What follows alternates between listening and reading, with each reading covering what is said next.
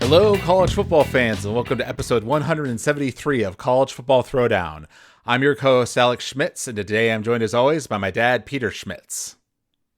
Hello, Husker fans and college football fans. Hello, everybody.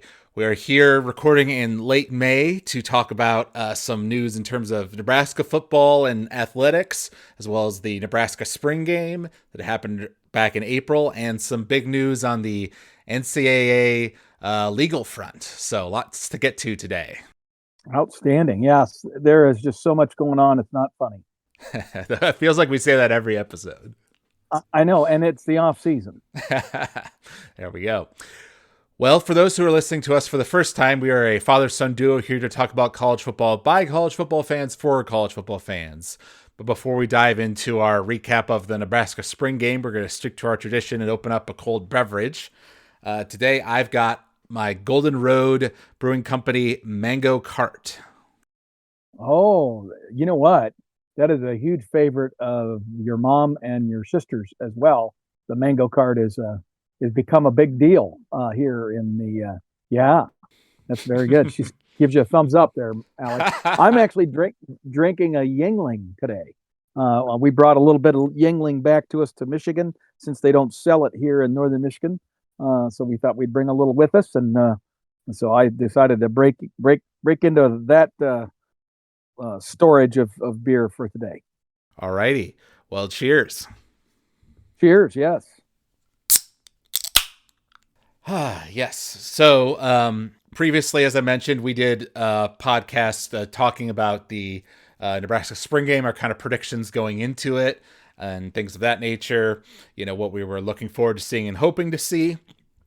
And the result was, I would say mostly positive, but with some caveats for sure, which we'll dive into here. The biggest thing that everybody was watching out for in this game was the performance of the quarterbacks, especially Dylan Raiola as the big star transfer, that everyone's pinning their hopes on. And Dylan came out and performed very well. I actually have the stats for the three quarterbacks right here in terms of throwing. So Dylan Raiola was 16 of 22 for 239 yards, 2 touchdowns, and 1 interception. Heinrich Harburg was 8 of 13 for 163 yards and 2 touchdowns with no interceptions. And Daniel Kalen was 9 of 16 for 91 yards and 1 interception. One thing that attentive listeners will remember is that, Dad, you gave a bit of a prediction on the previous podcast saying you thought that Daniel Kalen would surprise folks and come out and maybe be, if not better than Dylan Raiola, at least kind of like equivalent to him, and that there would be kind of a lot of talk about him. But I would say overall, he, and it's unfair to judge him just based off of one performance. And of course, he's a young freshman quarterback and all those things. But I would say of the three, he performed the worst on the day. Would you agree with that? I would say if you're just looking at statistics, yes.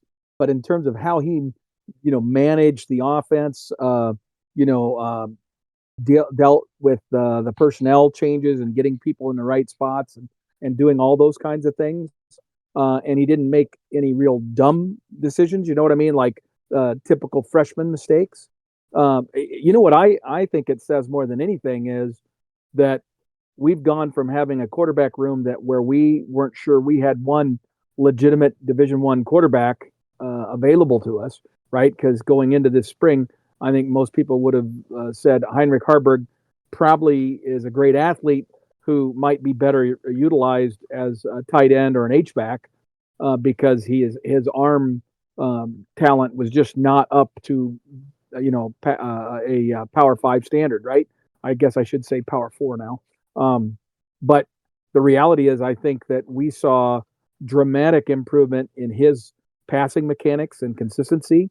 He threw some really nice balls, including one of his touchdowns, which was probably one of the certainly one of the best passes of the day. I mean, Dylan had some great passes as well, but I just feel like I look at it now, and we went from having no quarterbacks, with two potential potentially good freshmen to having three guys now that I look at and say, it looks like all of those guys are capable of running, our Nebraska offense. To be specific, so the final score of the game was red 21, white 25, and I believe the white team was the one with more of the first string guys on it. However, there were like linemen, they're switching between both teams because some people were out with injuries. And then also the quarterbacks were kind of in a rotation, swapping between whatever team was on offense. So, you weren't necessarily getting a consistent squad there. There was a lot of swapping going around, kind of testing our depth and in many different ways. But continuing to talk about the quarterback discussion, I was a bit concerned at first because you'll recall that Harburg got the first snap of the game and went 3 and out immediately and threw a not so great pass, and it wasn't looking so good. But later on in the game, he and Dylan were fighting for the most beautiful pass of the night because he threw a really beautiful long ball that led to a touchdown that showed off not only his arm strength, but some accuracy that I think has been lacking in the past. We knew he had some strength in his arm, but it was accuracy and consistency was kind of his problem. And so we saw some improvements in that regard in this game, as well as his, ability to run the ball, which of course we knew. He tucked it and ran it a couple of times. I do recall there was one of the big plays. I don't remember if it was that Harburg pass or the Dylan Raiola pass, but there was one where the defense definitely got into the backfield, but the guy kind of backed off because, you're supposed to just touch the quarterbacks, not tackle them. And so that one was, like a pass that, okay, in reality, that one wouldn't have gone off. Right. Well, and that's why you just don't, you can't take too much from any spring game other than I think some big picture things. And the thing that I take away from our spring game this year, Alex, is that the team appears to have more depth at a lot of critical spots, particularly obviously the quarterback that we've been discussing, but also in a lot of other areas. So that, an injury here or there, which is going to happen. And if it's anything like last year where we lost our top two running backs within one game. And then we lost the top two wide receivers and had one quit. So we lost 3 of our top 4 wide receivers in a matter of 2 weeks. And then we had 2 offensive linemen go down in one game. I mean, it was horrific from an injury standpoint early last season that derailed, any kind of consistency that coach might have been trying to accomplish.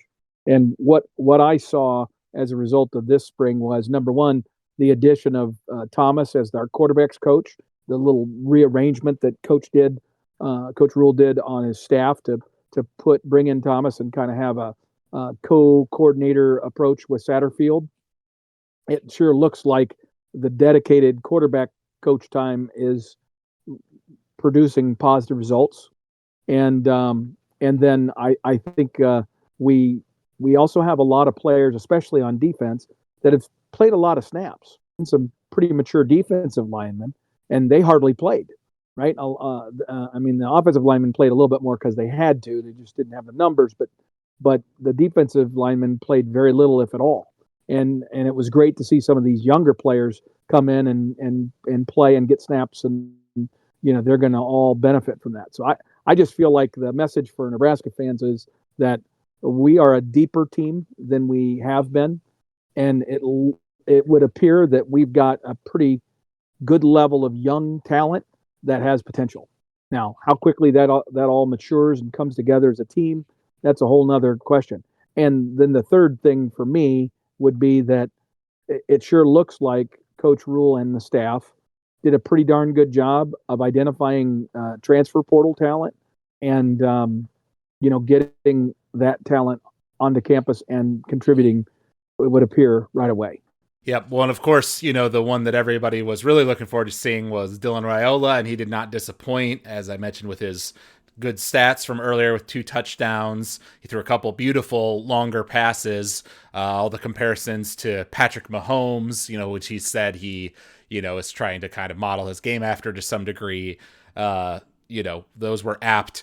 He did throw 1 interception, which was kind of like a pass he threw behind a receiver that got tipped up in the air and then caught by the defense. So still showing that he's a freshman and everything, but I think it, and once again, you shouldn't read too much into a spring game, but it seems to be clear that he's the front runner for the starting job. That was my takeaway. I don't think there's any doubt that he showed a level of poise and just control of the circumstance. And it wasn't just the long passes either, Alex. It's his ability. You know how we've talked on the podcast before about how difficult it is to properly throw a swing pass or a little screen pass to one side or the other, because you have to lead that player just the right amount. If you lead them too much, then you're basically risking throwing an interception of a defender coming up to defend.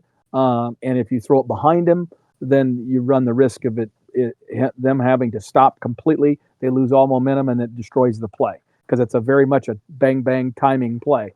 And he showed great ability to do that in this game. I mean, it was like very second nature to him. So that's not a skill he has to develop. He already has it. Right. Where, as an example, Heinrich Harburg also showed that ability way more than he had last year. That's one of the areas, his ability to have touch on the ball on a few of those plays. Now, again, he wasn't as consistent. There were a couple wherever they weren't so great, but Heinrich showed great improvement. And then Daniel Kaelin is a very good quarterback. People need to obviously remember that he was an Elite 11 quarterback also. He was in that finals right along with Dylan. And he clearly has some skills, and he was able to demonstrate them too. So, my prediction that I thought he would play well, I would agree with you that of the three quarterbacks, statistically and just, in terms of looking at his plays, he maybe was the least productive of the three, but by no means was I disappointed in what I saw from him. And it makes me feel good to know that we've got three guys in that room that are all capable. When was the last time we could say that? Yeah, no, it's been a long time. That's definitely true. And it gives, because I think something we mentioned previously was right. It's great that Dylan is, such a star and everything, but if he gets hurt, is our whole team going back to how we were last year? And the hope would be that Harburg, the more experienced guy, has shown improvements already in the spring game, so maybe he can be more that consistent quarterback that he wasn't able to be last year.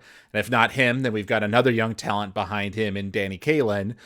So hopefully we won't be, to your point, like we won't have to change the overall offensive game plan if Dylan goes down. Right. Exactly. Yep. And also it would appear that I think we have 6 or 7, maybe even as many as 8 wide receivers in our stable of wide receivers right now, especially if we include some of the guys that didn't play much because they're still recovering from injury, but they have demonstrated, in the previous year that they are capable of being contributors. We've got a wide receiver group that's probably 8 deep, and that is not a situation we had at all last year. We have some young talent, but now we've sprinkled in some transfers that are mature talent. And then we have an offensive line that is poised to be the best offensive line we've had in a long, long time. Yeah. So I think things look really good. We're not going to be a juggernaut offensively, but we're going to be pretty solid. And as long as, whoever's behind center doesn't make a lot of mental mistakes and just executes what's available to them, I think we're going to be much more productive than the horrible offense that struggled to score 20 points a game last year. Right. I took note of that fact as well, that the offensive line performed well generally. They were giving the quarterbacks time to throw. Now, the offensive line wasn't as 100%, and neither was the defensive line, or certain players that were out and things of that nature. Correct. And so I think, Tony White may have been, although the fans probably enjoyed the more offensively focused spring game, and more scoring and stuff. Tony White was probably a bit frustrated in that his guys were letting some things go. But I'm not critiquing that too much, because A, I know they were missing some of their best talent, and B, the defense was the strength of our team last year, and I have a feeling it still will be this year. It's just that now the offense feels like it's catching up a bit to where the defense was to me. Yeah, no, I totally agree with that summary. And defensively, am I a little concerned about the fact that we didn't appear to be getting to the quarterback very much in the spring game? It would have been great to see somebody really flashing defensively, but honestly, I think the whole day was set up to demonstrate offensive effectiveness, right? To deliver a message that, hey, we got some talent here, and we're going to use it. Right. Now, there were two, I would say, clear kind of negatives on the day that were a bit of a downer. One of which was that in the second quarter, we had two players go down with serious injuries back to back that required getting out the stretcher to wheel them out of the stadium. That was wide receiver Demetrius Bell and defensive back Bly Hill. Both of whom were poised to be significant contributors coming this fall. Yes. So that was a bummer, and you could tell that Coach Rule's mood kind of changed after that, and the clock kind of sped up in the second half compared to what they were planning to do, I think, because they were just like, okay, we've shown enough, let's get out of here, and not risk anything more. Which, obviously it really sucked to see that, and especially, to have two serious injuries back to back like that was a bummer. But that's the risk you take when you do full contacts in practice, right? And you are more physical in your spring game than some other teams are, which I know you and I both believe overall is a positive thing. But that is the downside, right? Is that you risk these sorts of incidents. Yep.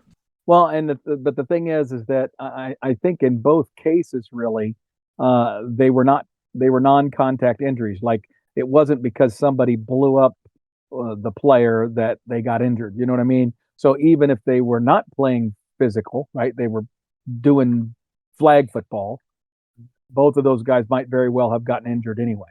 Now, the good news is that Blythe Hill, it sounds like, has already, they both already had surgery. One of them, Demetrius, is going to be out for the year because he's got an ACL rebuild, and so he's not likely to play. Or if he did play, it would be late in the season, and in all likelihood, he's going to redshirt or just not play. Because I can't remember, he may have redshirted last year. But Blythe Hill is likely to be back at least sometime late in the preseason, if not before. Right. Yep. And then the second point that I was kind of disappointed by, and we didn't really talk about this much on our previous podcast, which we probably should have, is the kicking game. Because obviously that is another area that was kind of inconsistent for us last year, and we sort of saw that again in this game. Tristan Alvano was 1 of 3 on field goals. He missed 2 that were in that 40 to 30 yard range that were definitely makeable. And then Brian, our punter, overall he was solid, but he had one where he muffed it and it was really bad, we've seen. Actually, he didn't have. That was a second string punter. Okay. He had good punts. It just means we cannot have him get hurt because we don't have anybody else. Okay, well, that's good to know. But he does have a history, though, of that kind of inconsistency, having an egg in every game, right? And it always seems to come at the worst possible time.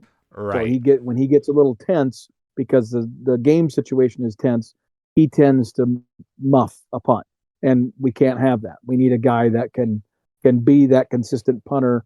Literally 28 out of every 30 times he punts the ball, it needs to be good, which means he can have 2 bad punts a season. That's it. Right. I guess in terms of Tristan Alvano then for the field goals, because I know we talked about him a bit last year, and I kind of stood by him because he made one, I remember, that was like a 50-yarder that was really beautiful and really helped us in one of our games. But he was definitely inconsistent, and he showed that again here in the spring game. I didn't see any real signs of improvement there, and this is in a environment where the pressure isn't as tough. It's a spring game.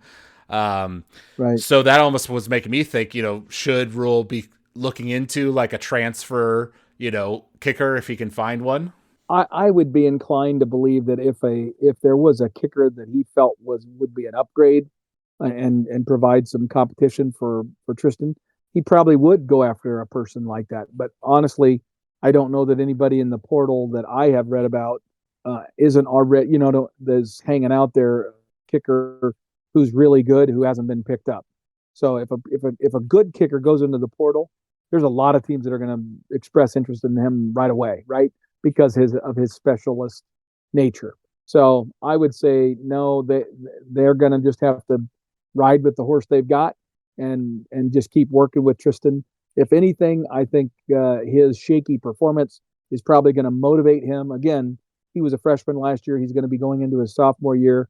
I think this summer is super critical for him. And I think that uneven performance that he gave at the spring game is probably going to be something of a motivator for him throughout this entire offseason. I expect him to be more consistent next year. Kickers tend to do that. And so I'm going to give him the benefit of the doubt still and say he's our guy. And we do have a couple of other kickers on the team. We did not utilize a scholarship for an incoming freshman, and we did not take a transfer. Right. As you mentioned earlier, overall, it was mostly positives coming out of the game. The offense was kind of the big question mark, and we got to see a lot of that both on the quarterback side and some of our younger talent, like the wide receivers you mentioned and things of that nature.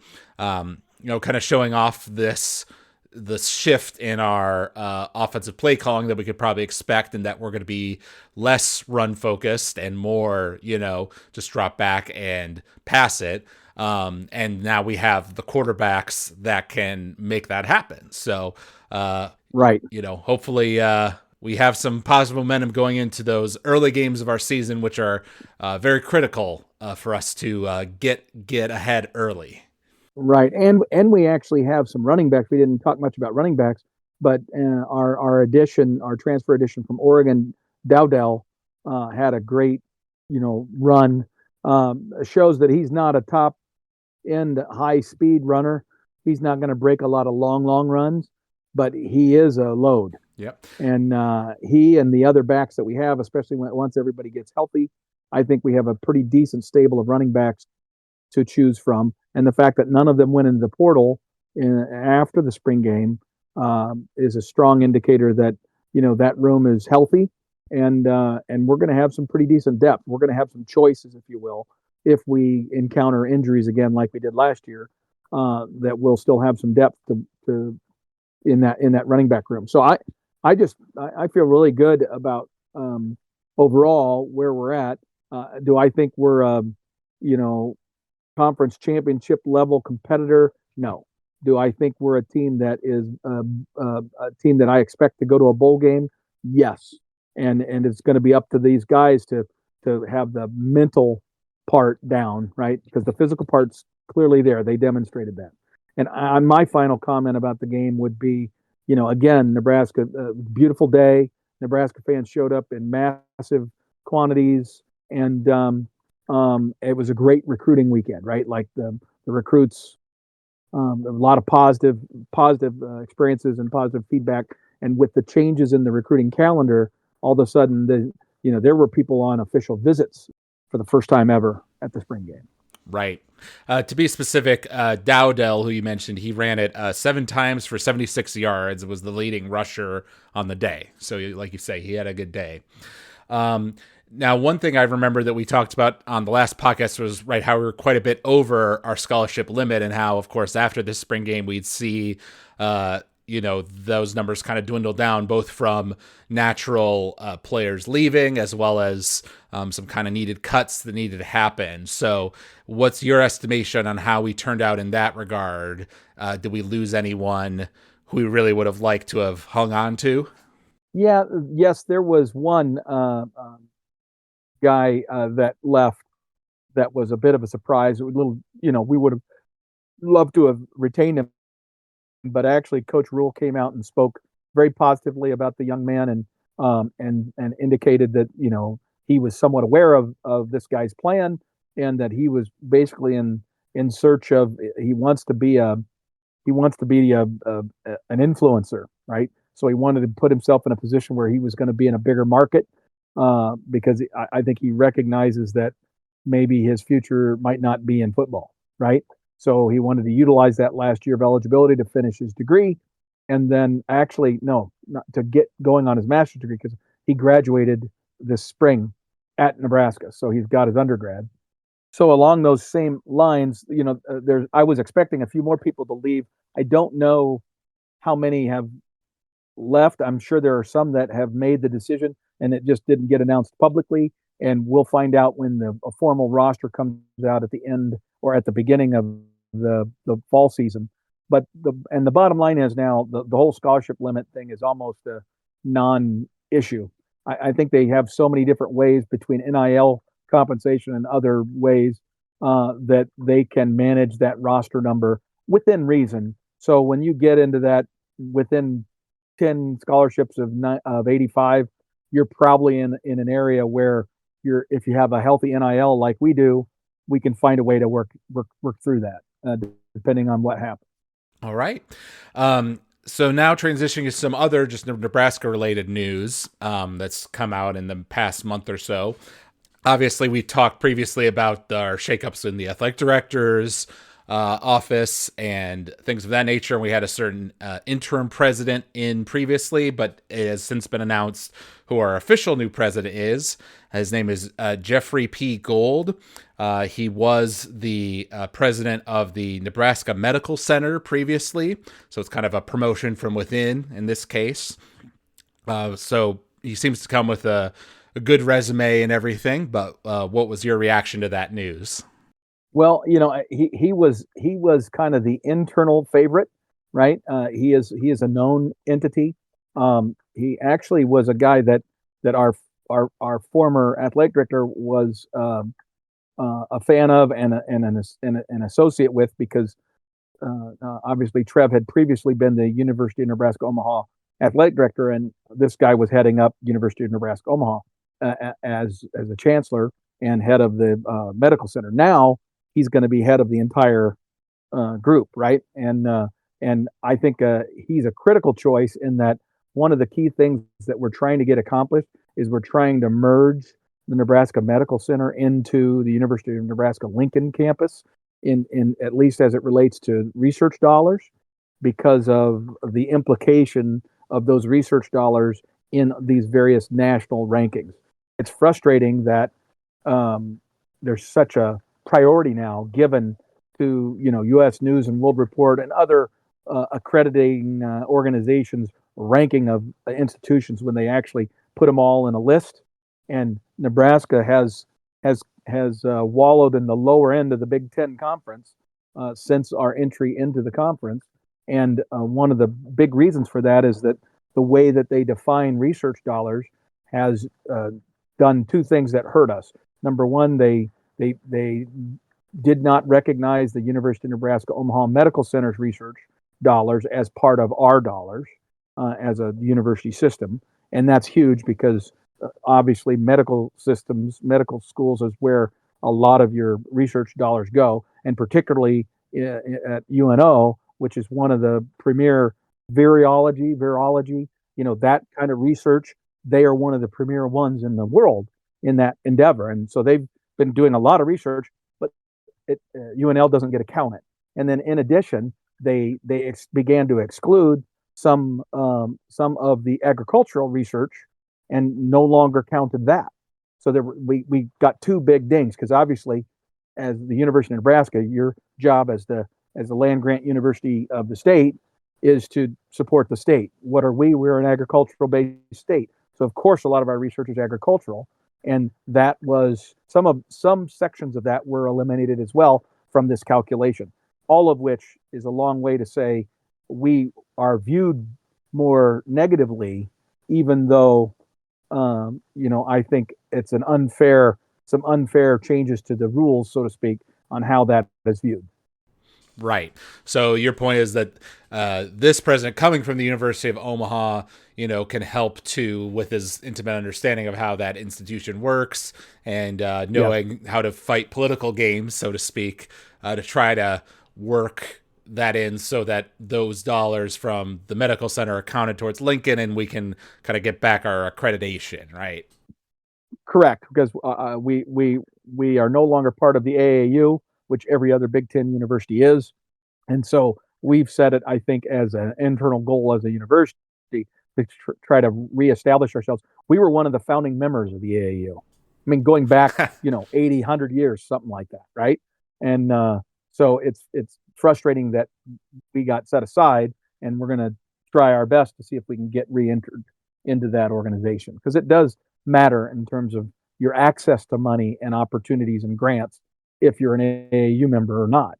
So that's a big deal. Yep. And so that's why his appointment as our new president, I think, is a boon for our future. And he understands Nebraska. He's a Nebraskan. He's been around a long time, and I think he'll be here for quite a while as well. Right. And then we had some other recent news in other college sports. The men's baseball team won 2-1 over Penn State just a few days ago to win the Big Ten championship in baseball. And then in track and field, our men's outdoor team won the Big Ten championship while the women came in second. So, like we've highlighted the volleyball team in the past, just nice to put a spotlight on the other aspects of Nebraska athletics that are doing well. Right. Well, and it really has been kind of a banner year for Nebraska athletics, certainly since we joined the Big Ten, because we won 5 Big Ten conference championships outright, and that's probably as many as we've won. We won the women's soccer last fall. We won volleyball last fall.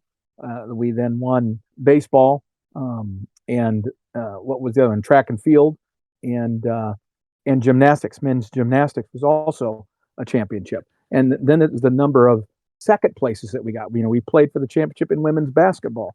We were the number 3 team in men's basketball, the highest position we've achieved since being in the Big Ten on the men's basketball side. So if you look across the board, we still continue to be one of the major dominant programs in bowling.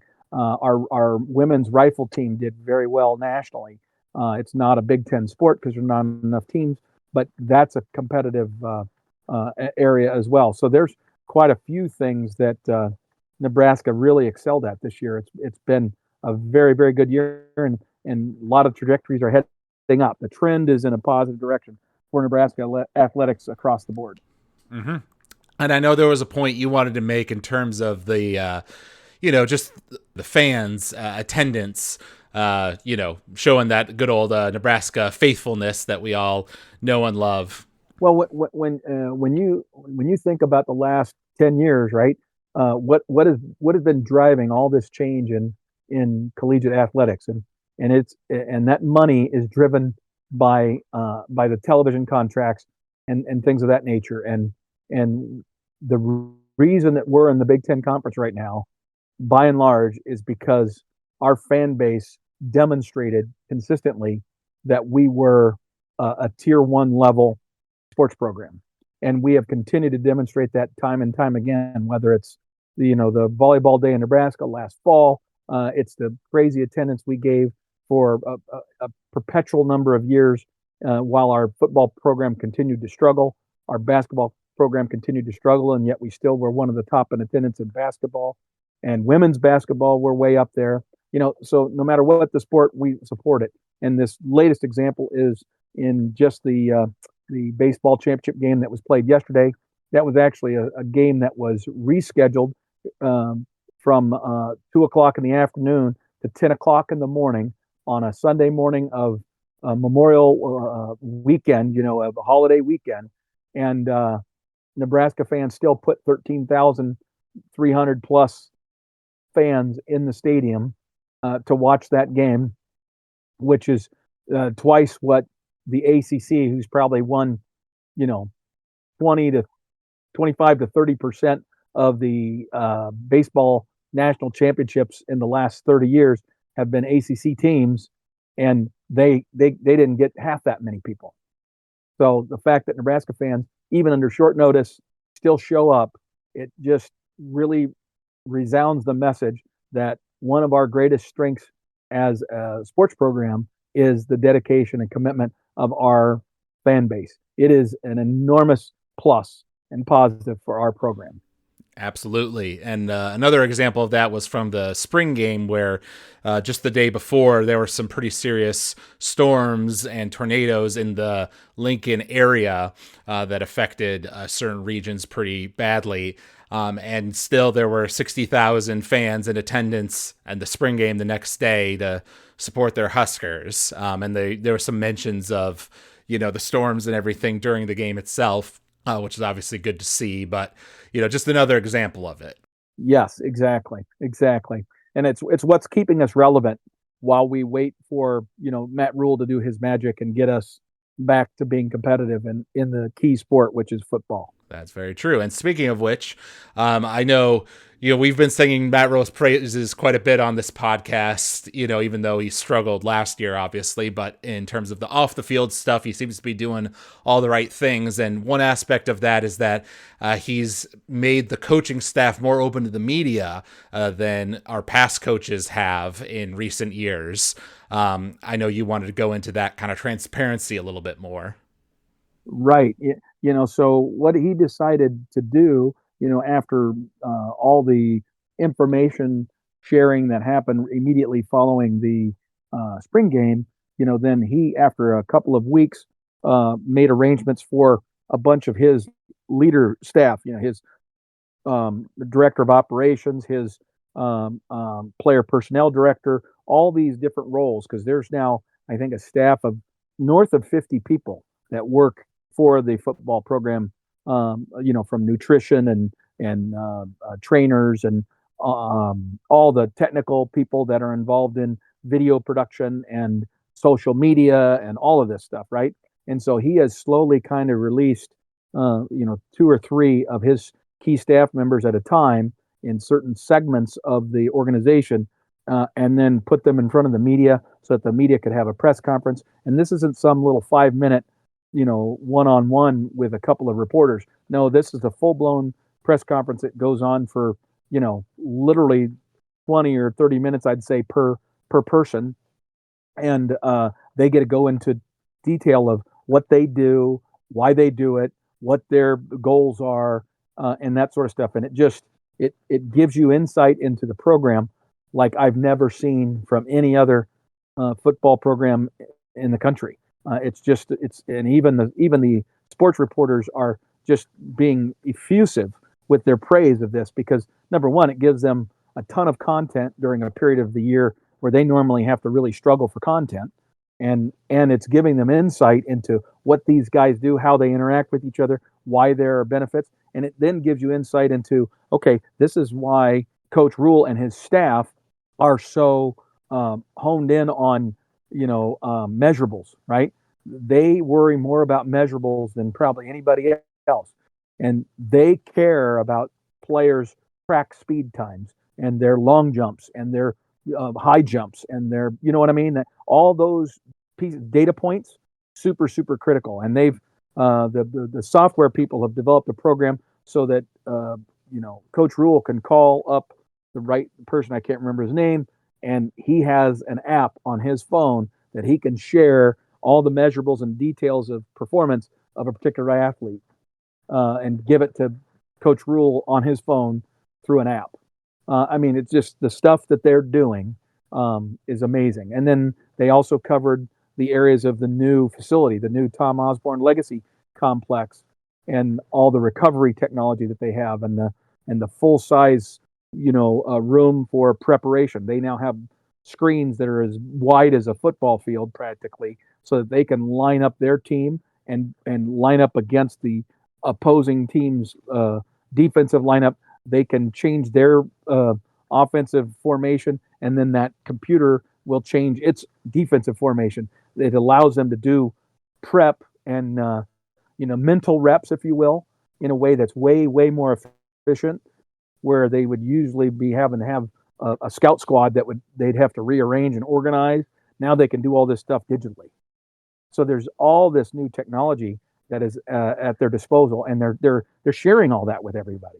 And it's giving obviously the media and the fans who watch these press conferences all this visibility into what they're doing. And it's just clear that he is leaving no stone unturned, and he is proud of what they're doing.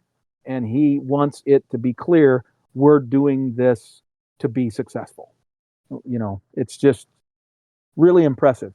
Right. Really impressive. Now, obviously, from the fan perspective and the media perspective, I think we would view this generally as a positive because, of course, we always just like to know more about what's going on and, get some news, like you say, during this kind of drier period of the football season. However, there obviously are risks to being too open, right? And like, are you revealing too much about your secrets and that kind of thing? And that I think that was Right. definitely the attitude, say, of Bo Pelini in our past, who was probably too antagonistic with the local media and things like that. Right. Well, there's no doubt that's a risk. Yeah, you're Right. right. There is a risk, but they clearly are coached again, and this tells you how much control Rule has. Rule is he drives these guys. It's clear his expectation. He holds a high standard, and these guys, in their answers, they're like, "Well, I can't tell you how I do this, but this is the general." So they were coached ahead of these press conferences about don't share this, but you can share that. They know what is really truly insider trading info that they can't share and the stuff that is kind of generic, right?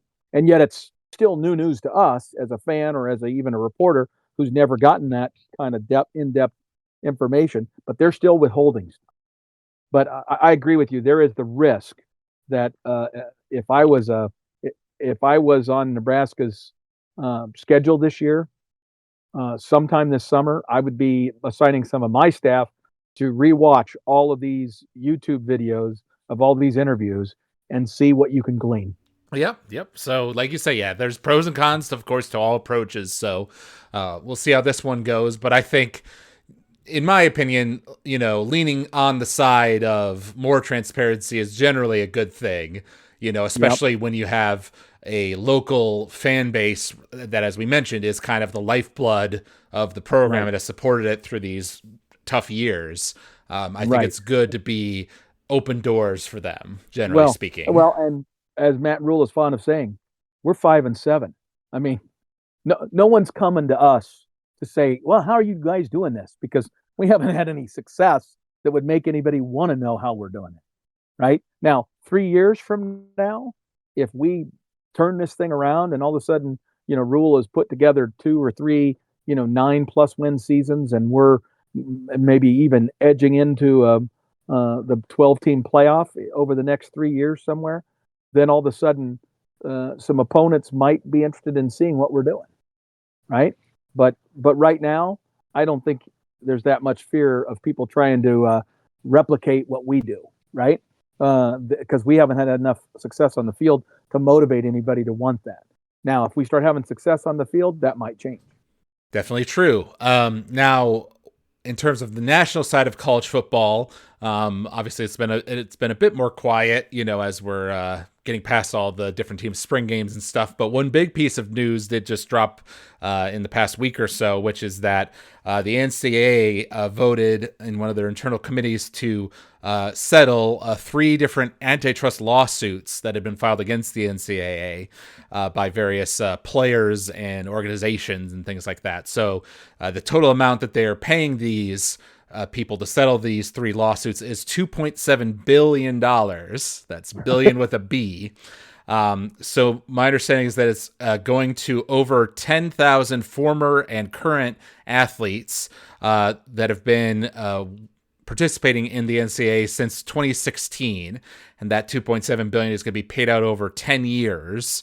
And basically this was settling this dispute so that those same players can't sue the NCAA again because they felt that they were on the losing side of this antitrust argument. It also comes with a big detail, which is basically that schools can now officially pay players, which obviously they weren't allowed to do before. It says that they can revenue share with its athletes up to $20 million per year. Now, this has not been signed off by the judge in the case yet, which apparently is going to take several more months, to formalize all this stuff. But the expectation I think I read from the ESPN article is that the judge would probably let it all go through, and that there's going to be a lot of reconstituting of what the NCAA even is and what these colleges are required to do and what the new rules are going to be. All that stuff is really up in the air in a way even more dramatic than we've had in recent years, which is crazy to say. Exactly. And what frustrates me is they agreed to all of this outlay of money, and yet they did not get anything that secured a path for legislation on the legal side of things, from the or an allowance through, precedents within the law that would have allowed the NCAA to establish some structure or regulation for managing this whole compensation of athletes and name, image, and likeness info, right? So somehow that has to be brought in internally and in a way that it can be structured and made competitive. And the reality is, there's no way that that's going to happen. I mean, even the Big 12, okay, it's truly at the end of this day, every athletic department just lost $20 million a year from their revenue stream because it's now going to be redirected to athletes. So if you're a Big 12 team and your annual revenue from your television contract, which is the single biggest chunk of revenue that you get every year, unless you have massive donors, they were getting maybe about a 35 or $40 million payout, okay, per team per year.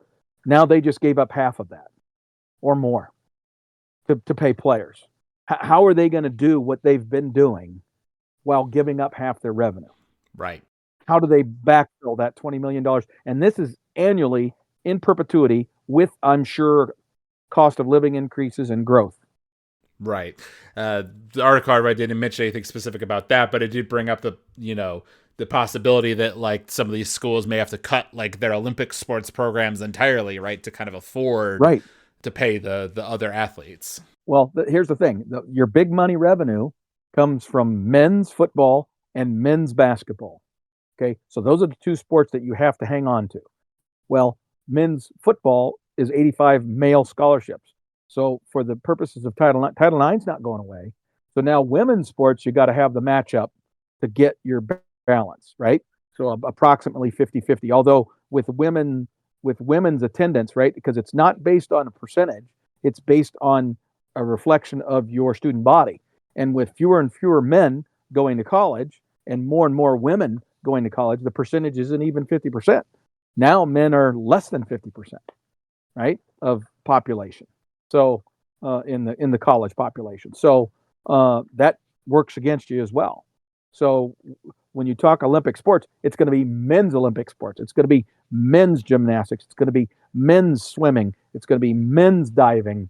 It's going to be men's lacrosse, men's soccer. Those are the teams that are going to be at risk. Right. Because many of those sports do not generate, enough revenue to pay for themselves. And so that's going to be where they save the $20 million a year. Right. And it's going to destroy athletic programs. I thought this statement from the president of Notre Dame was pretty apt about kind of summing up the situation.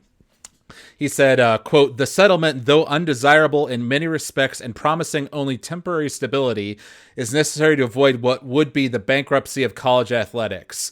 To save the great American institution of college sports, Congress must pass legislation that will preempt the current patchwork of state laws, establish that our athletes are not employees but students seeking college degrees, and provide protection from further antitrust lawsuits that will allow colleges to make and enforce rules that will protect our student athletes and help ensure competitive equity among our teams." He's exactly right. That is a great summary, and that's what I view. This is just some stupid, massive payoff, and we're going to give a bunch of athletes way more money than they need.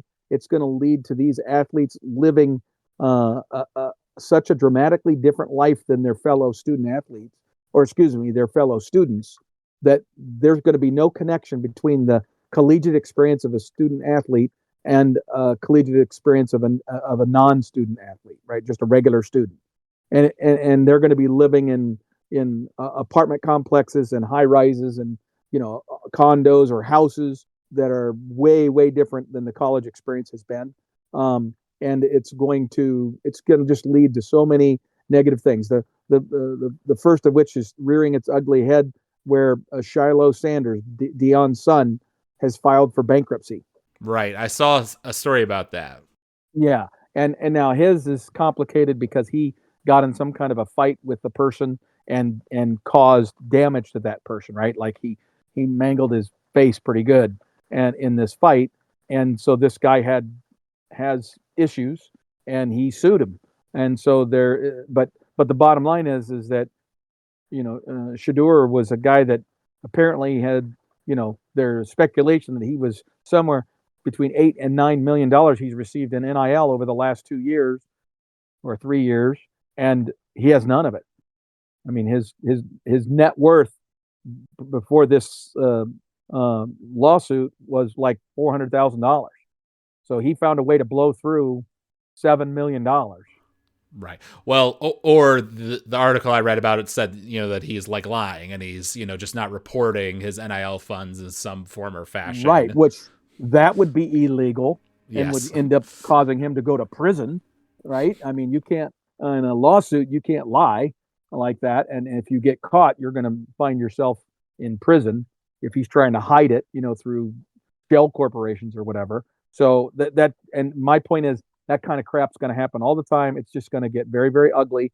And most of these young people are not prepared maturity wise or have the stability of support structures in their lives to handle the onslaught of money and things like that they're going to have. And they're going to have this, above the law mentality that's going to permeate these young people, and it's not going to lead to positive results.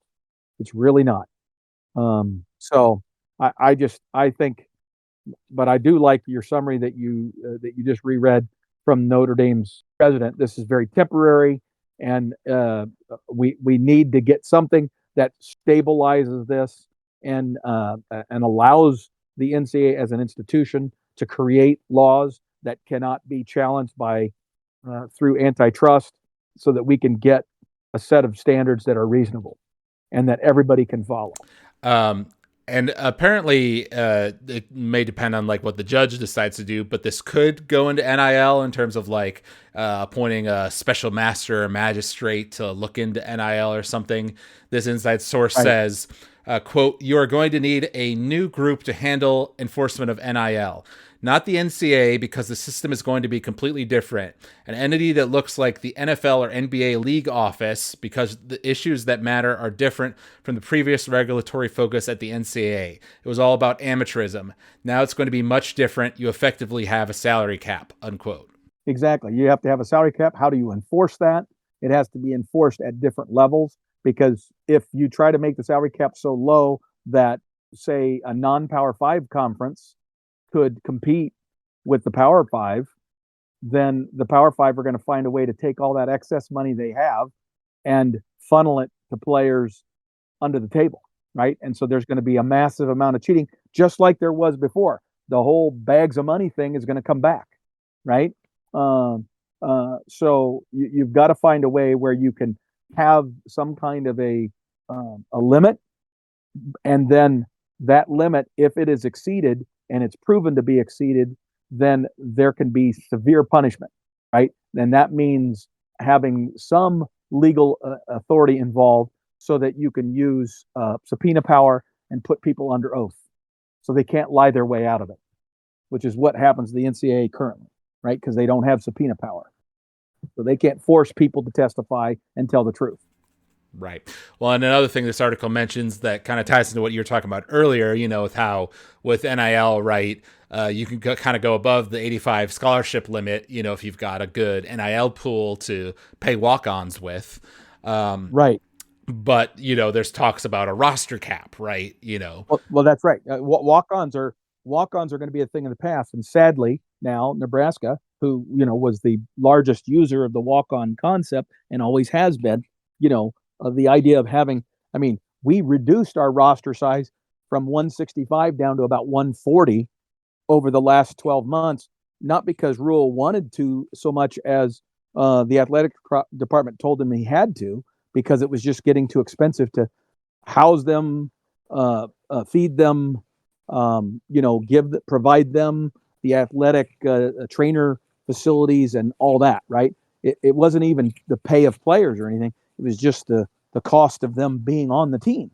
And that roster size will probably drop from 140 down to maybe 105, 110. Yep. Well, and like you say, I mean, that the thing about the cost is just from the rising costs of all the amenities that players are getting, and the sports medicine and the fancy facilities and all that, Right. back in the day, right, when it was Osborne's time and we still had, nice amenities for the time period, but it certainly was nowhere near what they are today, right? And so you could afford to have, 200 people potentially on your football roster, with all the walk-ons included and everything. Right. And we had a freshman team, and the freshmen played other schools who had freshman squads. And so, you had basically a JV, if you will. and and so you gave kids who maybe came from places that didn't get a lot of visibility a chance to show their talent, right? And many of them became All-Americans back then. I mean, it was amazing the number of All-Americans that came out of our walk-on pool. And so to not give those types of folks a chance because there's not a pathway for them to be a part of it is wrong, in my opinion. But may be the thing you have to sacrifice in exchange for having some degree of stability, where you can enforce, from people just stockpiling talent and spending stupid amount of money and just outspending everyone else. Right. And then it's not going to be about competitive athletics, even like the NFL. It's just going to be about who is willing to spend the most money. They're going to be the ones that are most successful. Right.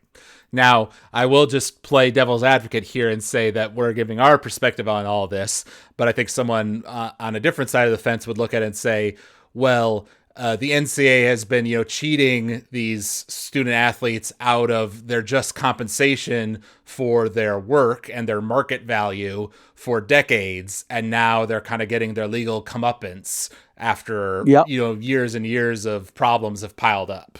Well, and you know what? I think that is a solid argument.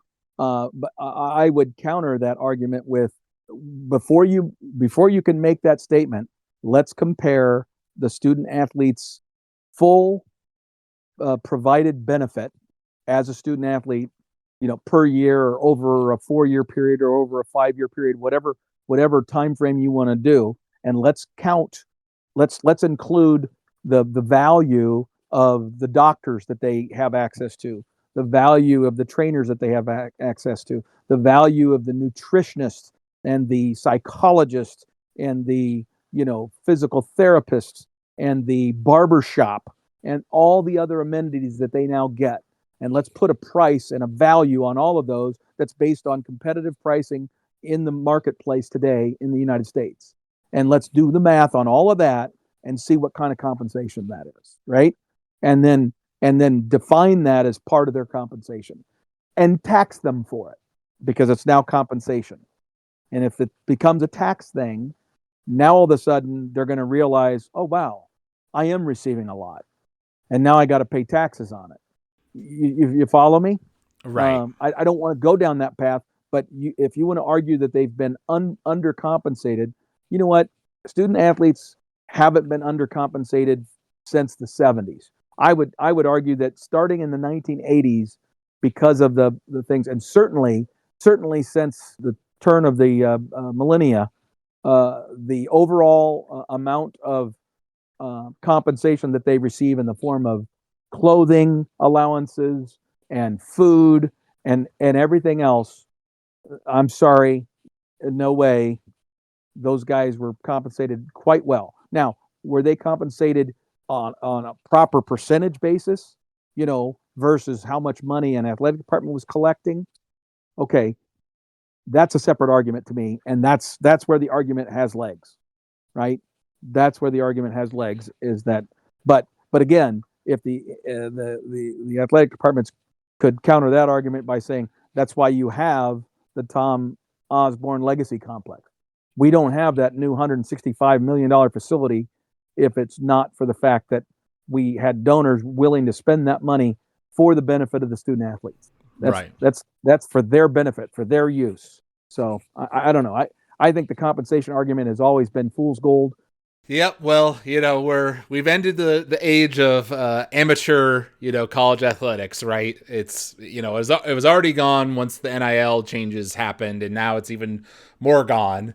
And this article even mentioned, right? There's like another lawsuit that the NCAA is involved with, I think, originating from Colorado, that's still ongoing. So like that Notre Dame president said, this is a temporary, kind of halting of hostilities, but there's still other legal challenges that they have to face, and that's why he's calling on Congress to come up with something. But of course, within an election year, even being generous, it's probably not going to happen until next year. Yep. And why would they do it? What is their incentive, right?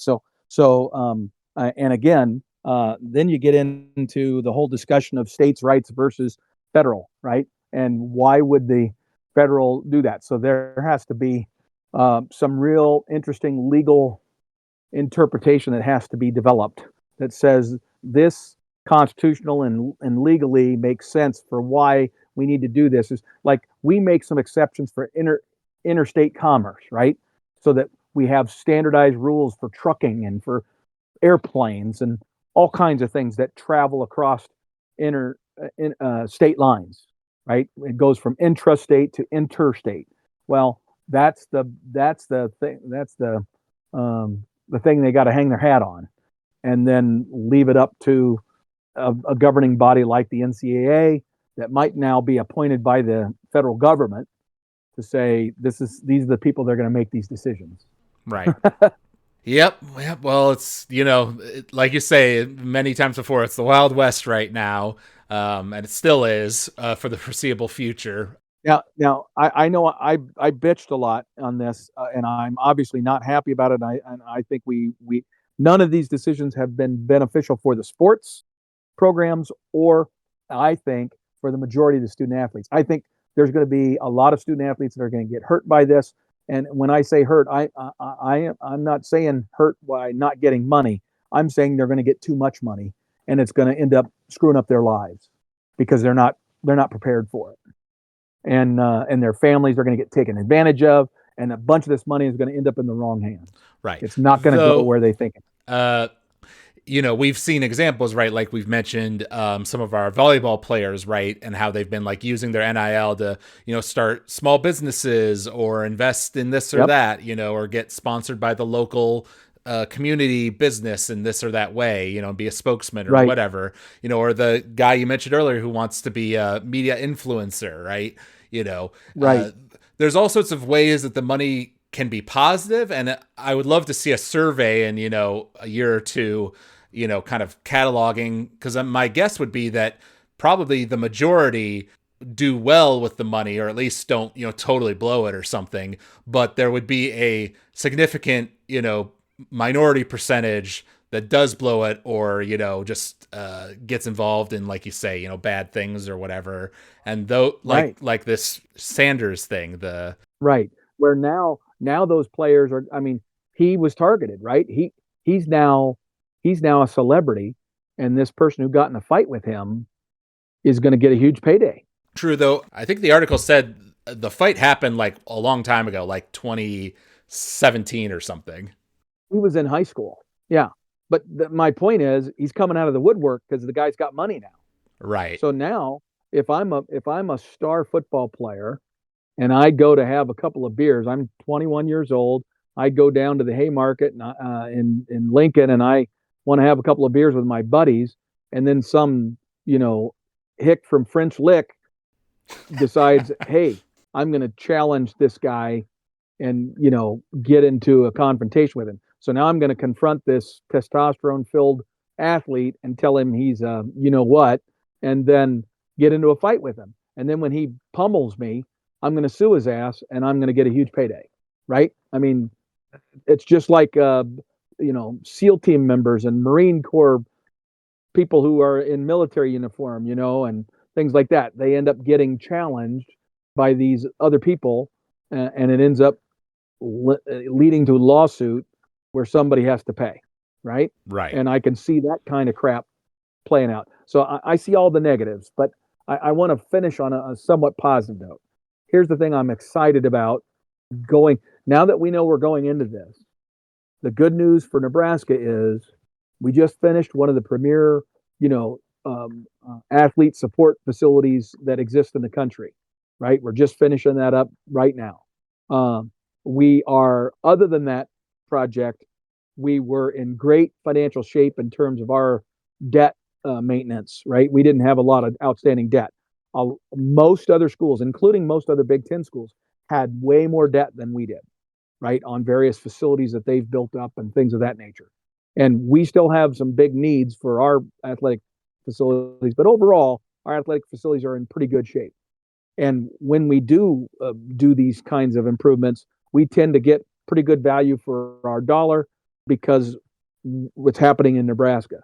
It's not happening in, say, like here in Michigan, where everything's union labor and union labor rates. And so, they have to pay twice what we have to pay to get major projects like this done. And so Nebraska's actually positioned well from a financial support standpoint and a financial condition standpoint to survive this better than most. And we are a Big Ten member. So I think if all of those things stay stable and don't deteriorate rapidly, then whatever the overall implications of this, Nebraska should be able to hold its own. Yep, that's true. And I like that we're ending on a positive note after the negativity earlier. So there we go. So yeah, we'll be coming to you guys later here in the summer with further updates on what's going on in the world of Nebraska athletics and the national world. If there's any crazy updates with the NCAA or NIL, of course, we'll come back to talk to you guys about it. Oh, and we didn't even talk about conference expansion, which is still very much percolating in the background, especially with regard to the ACC. There are some deadlines that are coming up, I think, before the football season begins with ESPN in terms of them accepting and extending a contract or not. That could have huge implications, and some lawsuits that obviously are going to be coming to an end with Florida State and Clemson and North Carolina within the ACC that could cause a bunch of tumblers to roll. So that's a whole nother volcano that's percolating. Yep, that's a good point. So we'll be coming back to you with those volcanoes in the future. That's right. If you all out there enjoyed listening to this podcast, you can email us at huskerpete13@gmail.com. You can also reach out to us on Spotify or Apple Podcasts. You can leave us a rating or a review there. We always love hearing from the fans. So thank you all out there for listening, and thank you, Dad, for joining me for this episode. Until next time, go Big Red. Go Big Red.